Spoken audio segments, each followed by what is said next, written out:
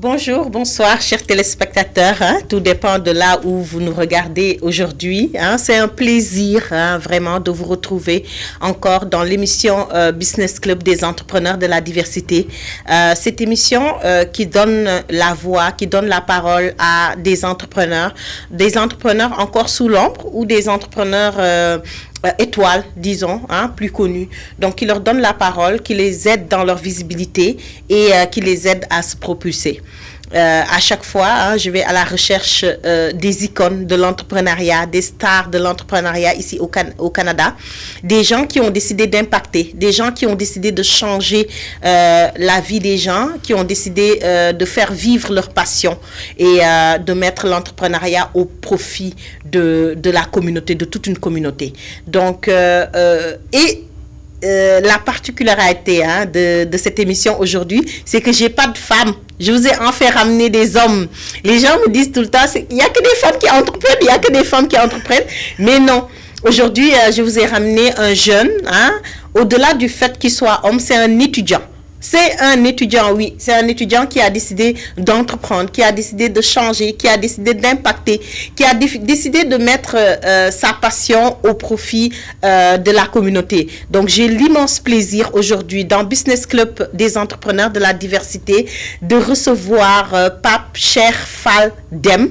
Donc, il est le CEO de Teranga Gourmet. Ça fait, je dirais, un bon 6 mois que je le vois vraiment très actif au niveau des activités qui se passent au niveau de la communauté. Je l'ai vu notamment à la grande conférence du coach Flore. Je l'ai vu à la conférence de presse de Ngas TV. Je l'ai vu encore s'activer lors des journées, si je ne me trompe pas, économiques du regroupement de la communauté noire, la kermesse plutôt du regroupement des Sénégalais du Canada. Il a pu vraiment gérer tout ce qui était gastronomie, traiteur lors de ces journées, lors de ces événements. Et j'ai voulu aujourd'hui le recevoir pour que Pape Cheikh puisse nous parler de son parcours, pour que Pape Cheikh puisse nous parler comment il fait pour allier études et entrepreneuriat en même temps et comment aussi il fait pour vraiment que les gens apprécient tout le temps, s'aimer, tout ce qu'il a à nous proposer. Bonjour Pape Cheikh. Bonjour Fatou, quelle belle présentation. Ça fait plaisir. En tout cas, merci de nous honorer de par ta présence à l'émission Business Club des entrepreneurs de la diversité. Tout d'abord, merci à toi pour l'invitation, de me donner l'opportunité de me présenter, de présenter ce que je fais. En tout cas, c'est un immense plaisir d'être là aujourd'hui. Le plaisir est partagé, Pape Cheikh. On va commencer. J'imagine que mes téléspectateurs ont envie de découvrir c'est qui Pape Cheikh. Peux-tu te présenter à mes téléspectateurs, s'il te plaît? Alors, moi, mon nom, c'est Cheikh Fall Deme, mais on m'appelle Pape Cheikh. Je suis né et j'ai grandi au Sénégal. J'ai fait là-bas mes études primaires, secondaires. J'ai aussi commencé mon cycle universitaire là-bas jusqu'à ma licence. Après, je suis allé en France où j'ai entamé un master en conseil RH. Par la suite, je suis resté là-bas un an et demi où je travaillais. Donc, à la suite, je me suis dit pourquoi pas tenter le Canada et voir les offres que je pourrais y avoir là-bas. Donc, j'avais déjà mon frère qui était là. Donc, oui, j'ai fait des recherches et tout ça. Donc, je me suis encore engagé à faire un autre master, cette fois en relations industrielles. Voilà que j'ai commencé depuis septembre 2024. Waouh, quel parcours! Donc, du Sénégal à la France, et puis après, tu arrives au Canada. Tu es arrivé au Canada en tant qu'étudiant ou en tant que résident permanent? En tant qu'étudiant. En tant qu'étudiant. En tant qu'étudiant, oui. Ok. Et comment se fut les démarches au niveau de la France pour être là en tant qu'étudiant? Alors venir étudier moi, ici? je connais des amis qui ont fait le démarche à partir du Sénégal. Moi, mes démarches, je les ai fait à partir de la France. C'était plutôt facile. J'ai pas honnêtement eu de difficultés comme mes amis en ont eu à partir du Sénégal. Donc ça a été vraiment facile et c'était aussi rapide. Donc pour ce point-là, j'ai pas grand-chose à dire, oui. C'était vraiment facile, ouais. C'était facile. Oui, c'était facile. Ah, ben c'est bon. Et au Sénégal, c'était quoi tes études? Tu as eu un bac en quoi? Littéraire, scientifique? J'ai eu un bac en littéraire, un bac L, oui, c'est un bac littéraire. Par la suite, j'ai fait une licence en administration, business administration. Et je l'ai fait pendant 3 ans, parce que nous, au Sénégal, notre baccalauréat se fait en 3 ans, contrairement ici. Et je l'ai fait au groupe Subdeco, que je salue. Ben oui, moi, ouais. on leur passe un bonjour, hein? Bonjour, ouais, effectivement. Parce que, oui, ils m'ont un peu donné l'envie d'entreprendre. Ouais. Ok. Donc, voilà, c'est ça. Ok. Au Sénégal. Donc, ton fibre entrepreneuriale, là, vient de ton passage chez Subdeco, on va dire. Oui, une grande partie vient de là-bas, De honnêtement, là-bas. des professeurs que j'ai eu à côtoyer. Voilà, oui. Ok. Et au niveau de la France, hein, j'imagine, tu es arrivé un peu jeune quand même si tu as eu à faire ton parcours un peu universitaire au niveau du Sénégal. Comment tu as vécu en France? Comment tu as trouvé la France en tant qu'étudiant étranger qui quitte sa famille au Sénégal et puis qui débarque comme ça dans un pays inconnu, disons? Alors, pour la France, c'est vrai que oui, c'était un pays inconnu, mais j'avais la chance, je suis parti en France avec un groupe de 10 parce que le master que je faisais en France, c'était un double diplôme. En fait, Subdeco était en partenariat avec l'école en France Audencia et on avait la possibilité d'avoir le diplôme de Subdeco et de Audencia en même temps. Donc, on a été sélectionnés, on était 10. Donc, c'est des gens que je connaissais depuis ma première année. Donc, on est allés ensemble. Certains habitaient ensemble. Donc, on se retrouvait tout le temps, soit à l'école, soit chez quelqu'un. Donc, t'as pas eu de dépaysement, disons. Non, c'est pas du tout. Au début, c'était un peu difficile parce que j'étais le premier à partir. Parce que les autres, ils n'avaient pas encore reçu leur visa. Et en partant, j'avais pas de logement. Oh, quel risque de débarquer quelque part sans logement? J'avais vraiment pas de logement, mais j'avais pas le choix parce que je devais y aller coûte que coûte dans les 2 jours.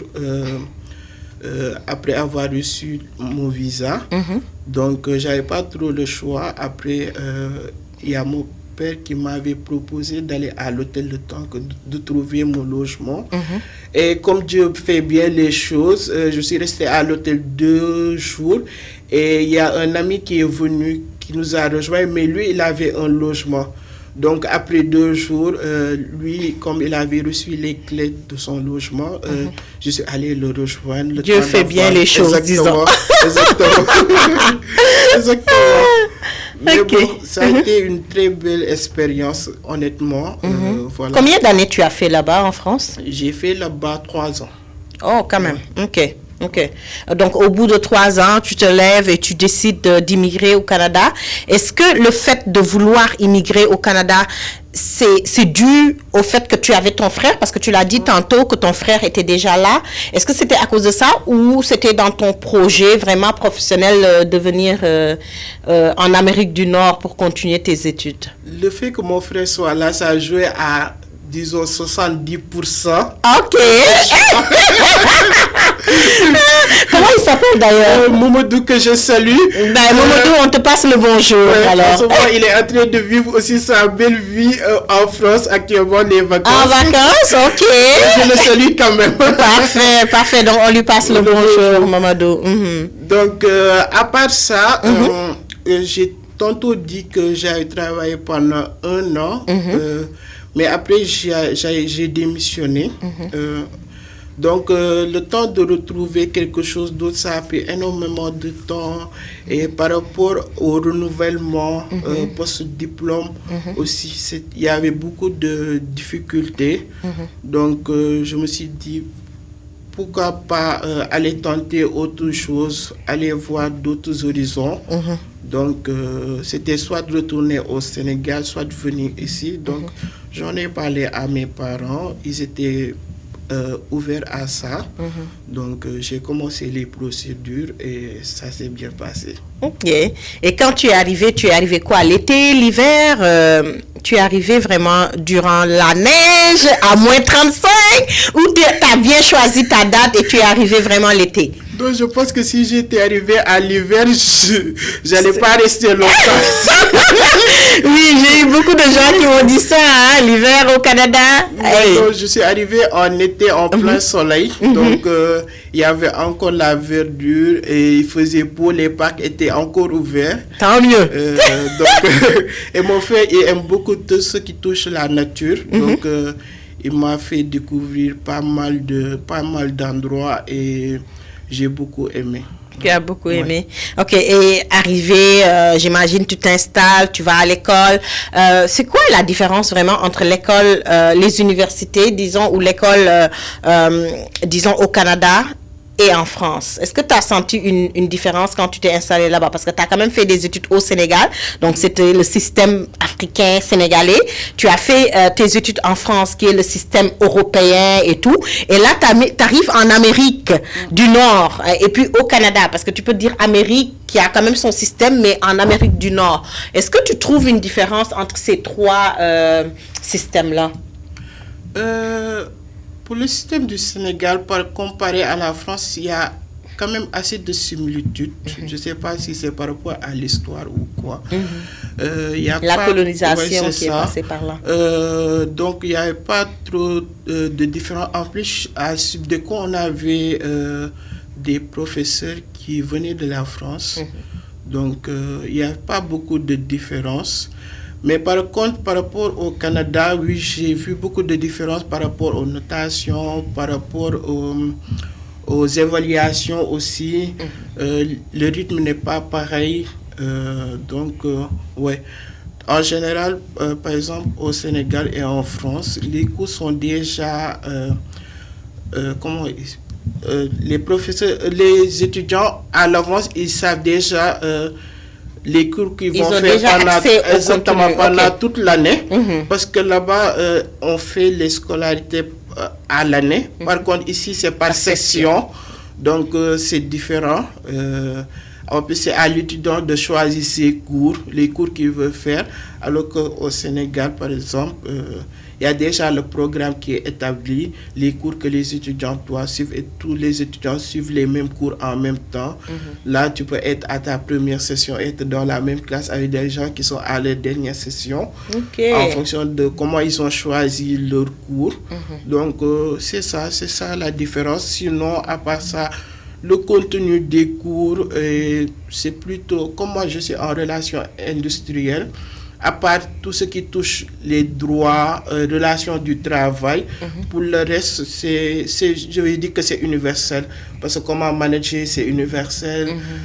Voilà, donc il n'y a pas trop de différence sur ces points-là. Ok. Si on sort du cadre scolaire, en tant qu'étudiant étranger, est-ce que tu as eu des défis? Comment tu as vécu ici ton adaptation, le train-train quotidien, ta vie de tous les jours? Comment tu l'as vécu? Comment tu trouves la vie étudiantine ici au Canada? Donc, comme j'ai vécu un peu en France, donc arrivé ici, l'adaptation a été plus facile.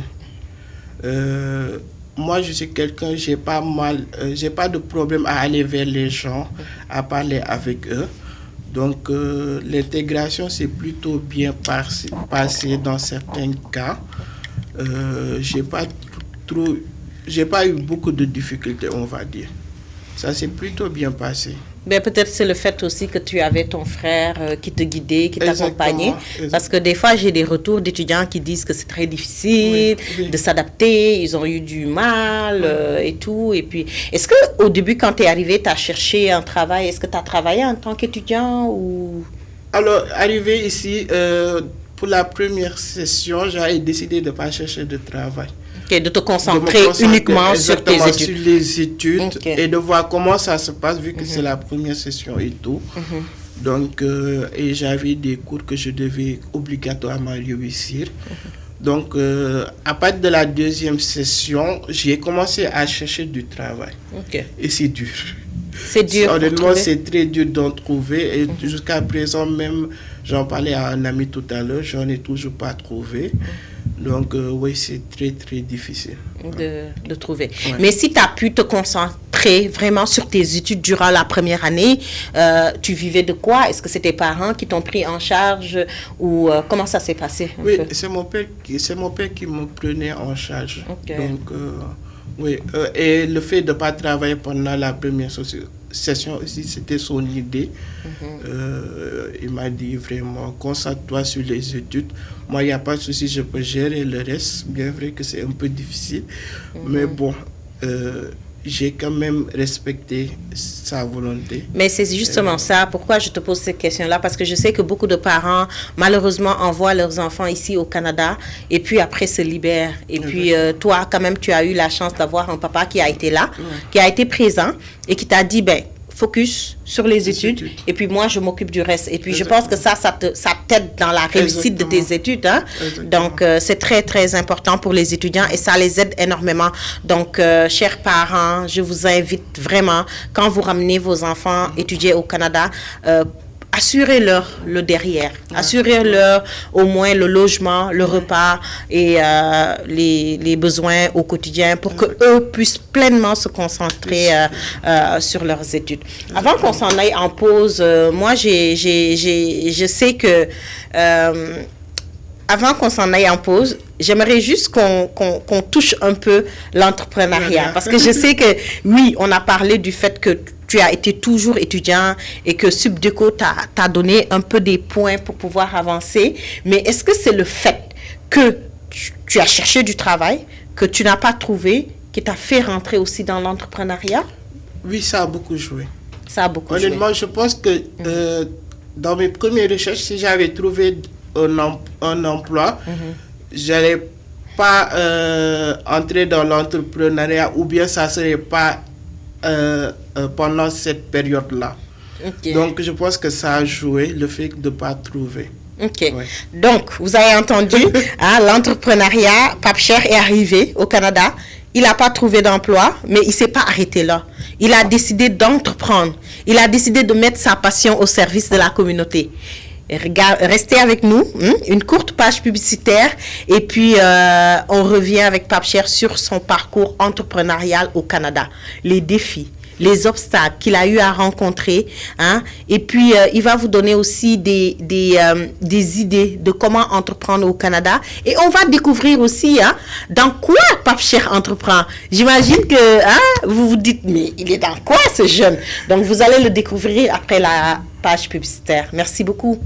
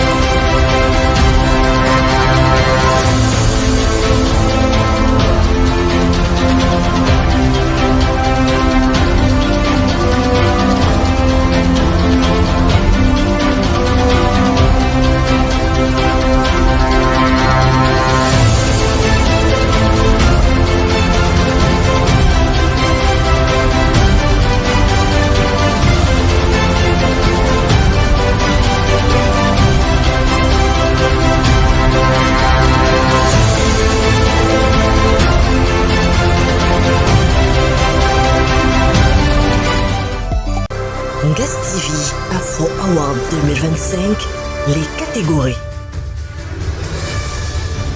Catégorie entrepreneuriat. Meilleur projet entrepreneurial. Meilleur projet jeunesse. Meilleur établissement de beauté. Meilleur marché exotique. Meilleur restaurant exotique.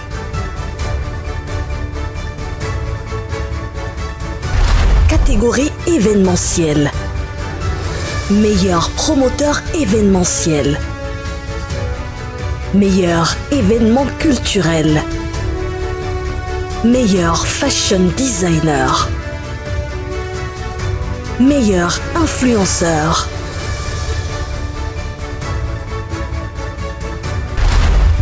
Catégorie expert et professionnel. Meilleur cabinet d'immigration. Meilleur expert et professionnel. Meilleur agent immobilier.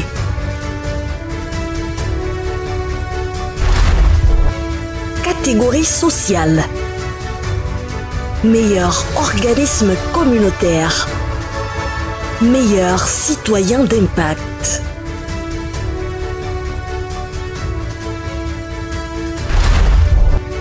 Ngaz TV Afro Award 2025. Rendez-vous le 27 septembre 2025.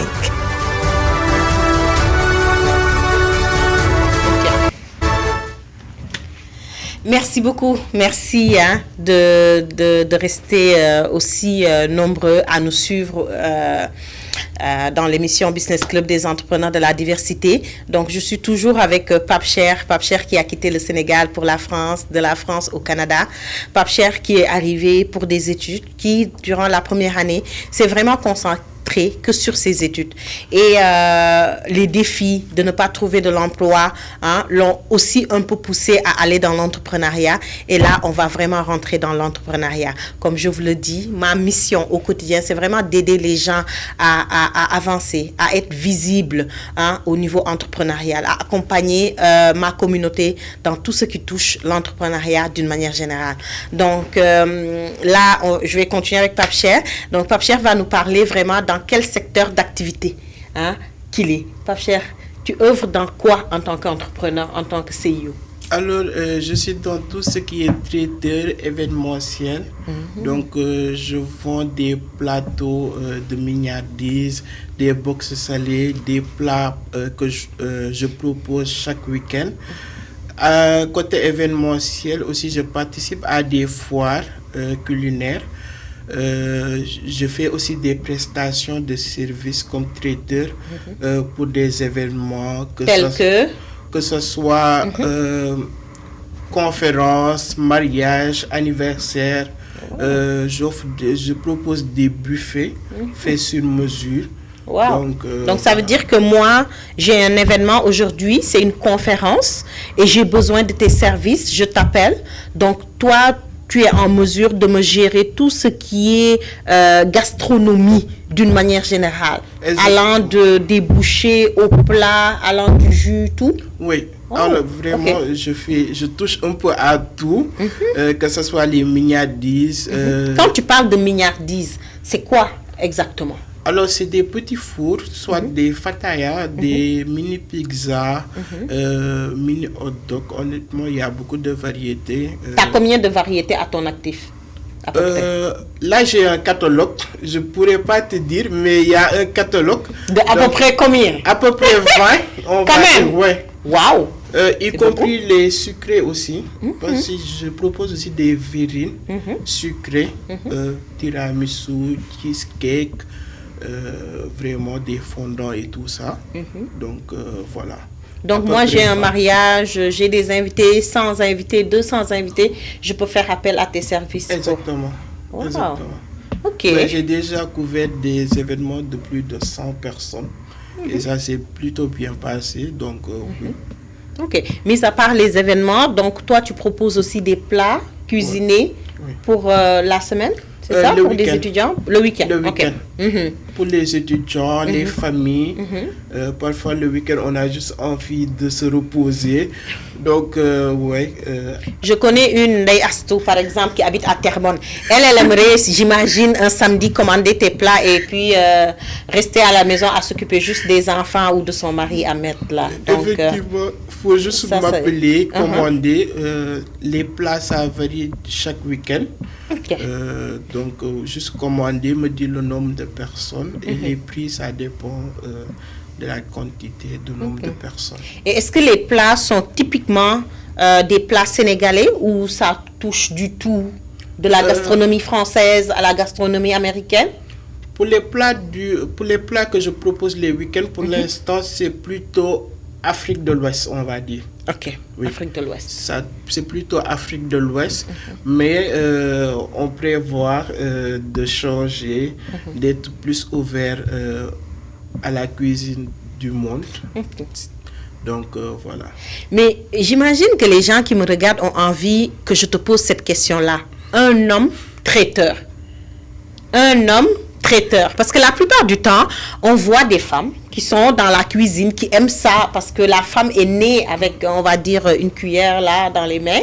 Mais voir vraiment un homme africain qui sait faire des choses telles qu'elle, c'est waouh! Tu l'as appris où? Est-ce que c'est ta maman? Est-ce que ça vient de ta famille? Est-ce que tu es né dans une famille où il y avait des gens qui avaient des dons culinaires? Alors, ma mère a un peu travaillé en pâtisserie. Oui. Donc, dès enfant, je la voyais faire des cakes, des beignets, des jus. Elle vend aussi des jus au Sénégal. Ah, donc, ok. Donc, tu l'as pris. Oui, un peu. C'est inné, un peu. Donc, oui. Même avant de commencer de vendre ces jus, quand il y avait des cérémonies, que ce soit mariage ou autre, elle faisait gratuitement les jus aux voisins et tout ça. Wow. Donc, comme au Sénégal, pendant le mariage, on fait du jus, comme le jus de gingembre. Elle le faisait gratuitement sans faire payer à la voisine. Oh, merci. Donc, maman. Comment elle s'appelle? Mambousso, que je salue. Ok, maman Mambousso, on te salue et on te remercie énormément d'avoir donné ce fibre-là à Pape Cheikh. Dès le début, je voyais ça, donc étant curieux, à chaque fois, moi, je voulais tester ces cakes-là, voir si je vais réussir ou pas. Non, au début, pas du tout. Ok. Absolument pas. Donc, ça a commencé comme ça et de fil en aiguille, il y a la passion qui est venue. Donc, voilà. Ok. Et donc, au Sénégal, est-ce que tu avais commencé à en vendre? Oui.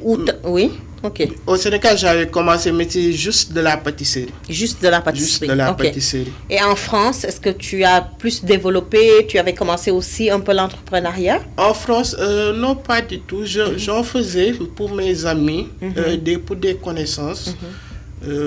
Par exemple, si je connais quelqu'un qui avait un événement et tout ça, je lui proposais, mais ce n'était pas vraiment quelque chose de concret que je faisais tout le temps. Donc, c'est vraiment arrivé au Canada. Exactement. Que tu t'es dit, là, je dois me lancer dans l'entrepreneuriat. Exactement. Est-ce que c'est parce que tu as vu que le Canada nous offrait tellement d'opportunités en tant qu'entrepreneur que tu t'es décidé de te lancer? Oui. Parce que, en fait, la plupart des gens que je suivais sur les réseaux qui faisaient ça, ils étaient au Canada. Et je les admirais beaucoup. Donc, une fois arrivé et que j'ai commencé à penser à entreprendre, je me suis dit pourquoi pas me lancer dans ça, parce que j'en fais pour la famille, pour les amis, et ils apprécient. Donc, pourquoi pas offrir ça aux autres et élargir un public plus large. Exactement, élargir mon public. Voilà. Et depuis, comment tu trouves ça d'entreprendre au Canada? C'est quoi tes défis, tes obstacles? On sait que l'entrepreneuriat, déjà, dès que tu rentres, c'est que des obstacles. Ça, on le sait. Mais toi, personnellement, en tant qu'étudiant, en tant qu'étudiant étranger, en tant que garçon, c'est quoi tes défis et tes obstacles? Qu'est-ce qui a été tes défis? Donc, d'abord, en tant que garçon, on pense que, voilà, lui, il vend pour vendre. Ok, peut-être ce qu'il fait, on a l'appréhension d'aller vers lui. Les gens ont plus tendance à aller, par exemple, chez une femme qui vend de la nourriture que chez un garçon. Donc, oui, ça a été un défi. À part ça, c'est le fait d'être nouveau dans ce pays, de connaître vraiment où acheter les bons produits, comment se faire connaître, où aller pour avoir un bon réseau, voilà, où aller demander conseil. Ça a été des défis, mais une fois que tu connais les bonnes personnes, les personnes qui peuvent t'accompagner comme toi, donc là, ça devient encore plus facile. Ça devient plus facile. Tu as parlé de réseau. Le réseau, c'est quelque chose de primordial. Moi, je le dis à tous les entrepreneurs que j'accompagne au quotidien en leur disant, formez votre réseau. Parce que c'est ici... on l'a dit la dernière fois, Madame Henriette Gandola disait que bien que dans nos pays, c'est qui connaît qui. Mais ici, c'est dans ton réseau, tu as qui.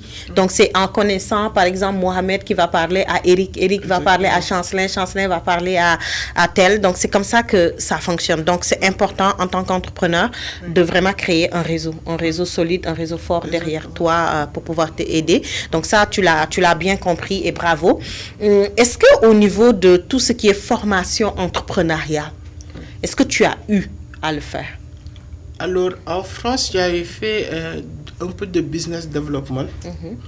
Donc, je savais un peu comment utiliser les réseaux, quoi faire, surtout quoi ne pas, qu'est-ce qu'il ne faut pas faire. Donc, oui, j'avais un peu quand même cette connaissance-là avant de commencer. Mais... ce qui marche, par exemple, au Sénégal ne va pas forcément marcher à Montréal. Parce que, par exemple, au Sénégal, les gens me connaissaient déjà. De par ta mère qui faisait déjà. À l'école aussi, comme il y avait beaucoup d'événements, j'en profitais pour faire quelques mains que j'amenais. Donc, j'avais quand même... il y avait quand même des gens qui me connaissaient dans ça. Il n'y avait pas beaucoup de difficultés. Mes amis qui aussi repartageaient tout le temps mes posts et tout ça. Et les gens venaient. Donc, ça a été un point positif au Sénégal. Et c'est un peu différent ici à Montréal. Ah oui. Voilà. C'est sûr que Montréal, c'est pas la même chose du tout. Le contexte, les gens et puis leur mode, la capitaliste et tout, ça change quand même de beaucoup de choses. Donc là, ta formation, tu as fait une formation au truc. Est-ce que en dehors, oui, de l'accompagnement que peut-être je peux te donner au quotidien pour t'aider, est-ce que tu es allé vers les acteurs aussi de l'entrepreneuriat, tels que les organismes Entreprendre ici, Futurs Entrepreneurs, groupe 3737, est-ce que tu as eu accès ou pas encore parce que tu es en phase d'évolution, de développement? Non, pour l'instant, je n'ai pas encore eu l'occasion d'aller vers eux, mais c'est quelque chose que je pourrais totalement faire. Oui. Donc, tu envisages quand même ça dans le futur, là, de pouvoir... Oui. OK, c'est important parce que eux, veut ou veut pas, ils sont là pour toi, ils sont là pour t'encadrer. Et puis, ils sont là aussi au niveau, surtout financement et tout, parce qu'en un moment, si tu veux évoluer. Et justement, parlant de ça, c'est quoi les projets de Pape Cheikh? Je sais que tu m'as parlé de foire, festival l'été, tu m'as parlé de mariage, conférence, mais est-ce que tu as des projets? C'est quoi tes projets futurs avec Teranga Gourmet? Dans les projets futurs, que ce soit, pourquoi pas, un restaurant. Oui. OK. À Montréal ou en dehors de Montréal? Peut-être à Montréal, vu que j'ai comme débuté à Montréal, mais ça sera plutôt pour le... Parce que tu sais que moi, je prône pour la région, la régionalisation. C'est important. Donc, les gens, ils viennent, ils ouvrent à Montréal, ils oublient des villes comme Terrebonne, pourquoi pas on fait une chaîne à Montréal et en région. Donc, vraiment, ça, c'est dans le long terme. Mais À part ça, peut-être varier encore plus ce que je propose pour l'instant. Donc c'est ça, participer à plus de foires. Oui, donc en gros c'est ça. Ok, mais si on veut te retrouver, si les gens ils ont envie, mes téléspectateurs ont envie de commander ou de voir qu'est-ce que Pape Cheikh fait, c'est où qu'ils peuvent aller? Sur Facebook avec ma page Teranga Gourmand Montréal. Ok. Ou bien sur Instagram aussi. On est là-bas, on est beaucoup actifs sur Instagram. Voilà, et ou bien m'envoyer directement un message. Et ça sera un plaisir de vous répondre. Ok. Ouais. Oh, en tout cas, voilà, quand vous êtes... Il n'y a plus d'excuses à dire qu'on ne trouve pas de travail et on reste à la maison à pleurer. Pape Cheikh vient de vous le montrer. Hein. Il n'a pas trouvé de travail. Il savait qu'il avait des dons culinaires. Il a mis ça à profit. Et puis, il a décidé d'entreprendre. Il a décidé d'entreprendre en couvrant un service traiteur lors des événements, un service de gastronomie, vraiment, quand il y a des foires, quand il y a des festivals. Donc, mais comment tu fais, Pape Cheikh, pour allier études, entrepreneuriat? Parce que je sais que déjà, entrepreneuriat, ça pèse lourd sur la balance. Donc, si tu décides, toi, de dire, OK, ben, je fais les études, est-ce que l'entrepreneuriat ne gâche pas tes études ou vice-versa? Honnêtement, c'est l'organisation. OK. Oui, c'est l'organisation. Et comme en général, les activités, les événements se font pendant les week-ends, donc j'arrive à m'organiser. En journée, c'est école. Et en soirée, je m'occupe de tout ce qui est des événements que j'ai à préparer, des commandes que j'ai reçues pendant la semaine. Je finalise tout en soirée et voilà. Et en fin de semaine. Donc ça demande de l'organisation. Mais est-ce que tu as de l'aide? Non. Non, si j'ai de l'aide. Ok. Je rectifie. Ok. Il y a mon petit frère, en fait, comme j'ai l'habitude de le taquiner. C'est lui qui est à la planche. Ok, c'est de l'aide, hein? Il ne faut pas le minimiser. Non, je minimise absolument pas ça, surtout en ce moment-là où il n'est pas là, où je suis obligé de le faire. Donc oui, à part ça, ils m'aident aussi beaucoup pour la livraison, pour le soutien aussi, soutien émotionnel aussi, ils m'aident beaucoup. Donc oui, sinon pour la préparation des plats et tout ça, je l'ai fait à 100%. Et que conseillerais-tu à un étudiant qui décide demain de vouloir se lancer dans l'entrepreneuriat avec les études? Est-ce que tu lui dirais de s'engager? De s'engager, d'oser et de croire en ses rêves. Ok, oser. Est-ce que tu peux répéter ça? J'aime ça. Non, moi j'aime ça. Moi je suis une femme d'action, hein, tu le sais. Donc tu me dis quoi? D'oser et de croire en ses rêves. De croire en ses rêves. Donc toi, le fait d'être aujourd'hui CEO d'une grosse compagnie comme Teranga Gourmet, de couvrir des événements de taille, c'était un rêve pour toi? Oui, honnêtement, ça a toujours été un rêve. Comme je l'ai dit au début, la cuisine, c'est ma passion. Donc j'ai toujours été passionné par ça, de cuisiner, de partager ce que je cuisine, d'avoir des retours des gens. Donc là, pouvoir le faire à plus grande échelle, parce que je le faisais en général pour ma famille, pour mes amis. Le fait de pouvoir partager avec plus de personnes, oui, c'est un plaisir. Passion, rêve. Et oser. Ça, c'est des mots qui reviennent souvent quand on veut entreprendre et quand on veut avoir du succès dans l'entrepreneuriat. Donc là, c'est quoi le retour que tu as? On va terminer par cette question-là avant que je passe au Quick Question de Business Club. C'est quoi le retour que tu as d'habitude de tes clients? Comment ils apprécient? Donc, moi, automatiquement, quand le client vient prendre sa commande ou si le client veut être livré, dès qu'il a sa commande, moi je n'hésite pas à lui envoyer un message pour lui dire n'oubliez pas de me faire un retour une fois que vous avez dégusté. Et j'ai commencé il y a, disons, 6 mois. Et je rends grâce à Dieu, j'ai eu que des retours positifs venant de mes clients. Bravo. Oui. Honnêtement, c'est des gens qui ont été soit satisfaits pour l'événement que tu as couvert, que j'ai couvert, soit pour la commande qu'ils ont reçue. Donc, oui. Je suis assez fier de ça. Ah, félicitations. Moi aussi, je suis fière de toi. Et continue le beau travail, hein, parce que, et continue de d'égayer nos papilles, là, comme je dis.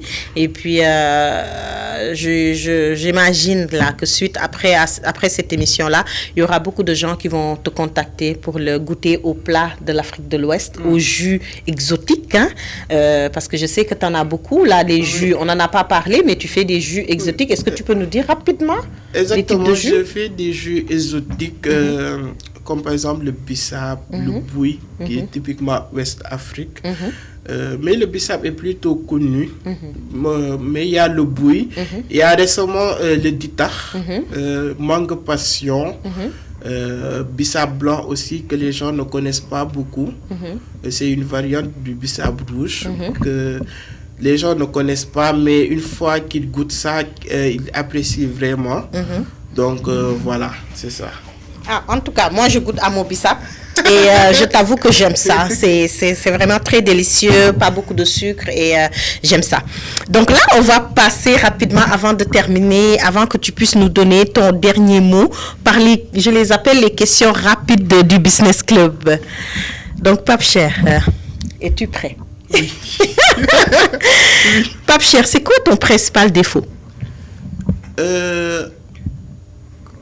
Bonne question. Comment expliquer ça en un seul mot? Parfois, je fais des choses, je réagis sans pour autant réfléchir à l'avance des conséquences que ça peut avoir. Donc, oui. Tu es spontané, oui, disons. C'est ça. Okay. Donc, ça, c'est un très grand défaut que j'essaie de... Je travaille sur ça, on va dire. Voilà. Et c'est quelle qualité que tu regardes en premier chez la personne, quand tu as une personne en face de toi? L'humilité. L'humilité, oui. C'est important pour toi? Oui. Ok. Ah, ça c'est vrai. On dit que c'est les grands hommes qui vivent dans l'humilité. Donc, pour toi, c'est quoi le succès pour toi? Le succès, c'est pouvoir impacter sa communauté, avoir un impact sur sa communauté, sur sa famille et sur son entourage. Ouais. Ok. Et as-tu un regret? Oui, de ne pas oser certaines choses avant. Oui, je pense que...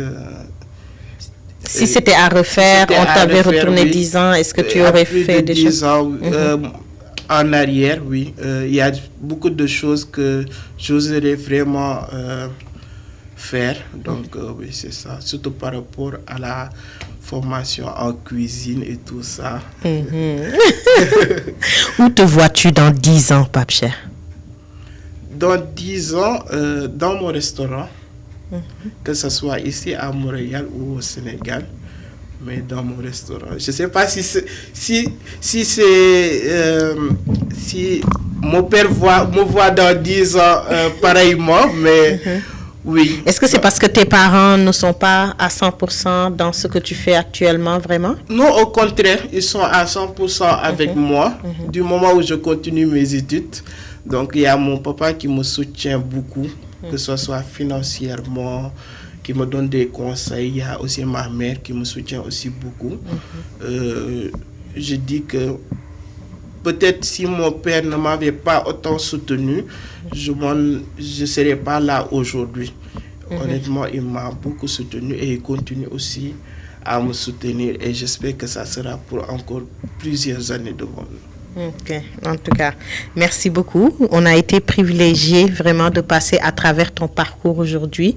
Je te laisse juste nous dire un mot de fin où tu as en face de toi ta famille qui t'a beaucoup soutenu, ton monsieur qui fait qui t'aide à la plonge et à la livraison, hein, toute ta famille, tes amis de Subdeco. Donc, je te laisse la parole là pour un mot de fin. Donc moi, j'aimerais te remercier d'abord toi pour l'invitation, vraiment, pour le soutien que tu nous apportes, je vais dire. Je ne vais pas juste dire à moi, mais à toute la communauté. Vraiment, merci beaucoup. Merci à l'équipe de Ngas TV aussi pour leur accueil. J'aimerais vraiment remercier ma famille, mon père, ma mère, mes grands frères, mes belles-sœurs aussi qui me soutiennent beaucoup. Et mention spéciale à mon petit frère. Je sais que ça va faire des jaloux dans la famille. Mais bon, chacun a son ami. Ça, c'est vrai. Ça, c'est vrai. Chacun a son ami. Depuis mon arrivée au Canada, il a toujours été là pour moi, que je remercie beaucoup. Je remercie ma famille à Terrebonne. Coucou Ande Assou, Diara, Djibi et les enfants. À mes amis qui sont en France, Madeleine, Philippe, vraiment à mes amis qui sont ici aussi au Canada et ceux qui sont au Sénégal. Merci beaucoup. Ah, merci. On a été honorés de t'avoir aujourd'hui, avoir un étudiant aussi résilient, avoir un étudiant à multiples casquettes, je vais dire. Donc, aussi bien dans la préparation, à la livraison, au montage, le dressing, tout ça. Moi, je l'ai vu à l'œuvre et je vous avoue qu'à chaque fois que je l'ai vu à l'œuvre, j'ai été satisfaite, j'ai été fière de ce jeune. J'aime voir des jeunes qui entreprennent. J'aime voir des jeunes qui décident d'oser, comme il l'a bien dit, qui décident de sortir de l'ordinaire. Et Pape Cheikh n'a pas décidé de rester juste sur cette terre-là à faire sa vie, la routine, le train-train quotidien. Lui, il a décidé d'impacter de par sa passion, de la passion qu'il aime. Des choses qu'il aime faire, la nourriture, faire plaisir aux gens, et il le fait très très bien. En tout cas, merci beaucoup. Donc, écoutez, on arrive malheureusement à la fin. J'imagine que vous auriez aimé que l'on continue à découvrir Pape Cheikh, mais vous aurez ses coordonnées, son Facebook, son Instagram. N'hésitez pas à aller lui poser des questions si vous voulez entreprendre. N'hésitez pas si vous avez des questions, que ce soit côté études, la vie de tous les jours, comment il a fait, je pense qu'il sera vraiment très ouvert à répondre. Je ne peux pas terminer l'émission sans remercier vraiment les partenaires qui m'aident au quotidien, qui sont là au quotidien. Monsieur Eric Ngassa, le directeur général, le président de Ngas TV, qui nous donne aussi l'opportunité de pouvoir donner la parole aux entrepreneurs. Merci beaucoup, Eric. J'oublie pas mes conseillères, je les appelle Vanina, Flore, Ongetou, Ndey Astou, qui sont toujours là après chaque émission à me donner leurs commentaires, à me dire qu'est-ce qu'il faut faire, qu'est-ce qu'il faut changer, comment évoluer, parce que moi aussi je suis entrepreneur et moi aussi au quotidien j'apprends et moi aussi au quotidien j'essaie d'évoluer, et puis c'est ça, c'est un long trajet, et puis on essaie d'y aller avec les gens qui nous prennent par la main et qui nous aident à avancer. En tout cas, on se retrouve très bientôt dans une autre émission de Business Club des entrepreneurs, de la diversité, des gens qui sortent de l'ordinaire, les étoiles de l'entrepreneuriat au Canada. Merci.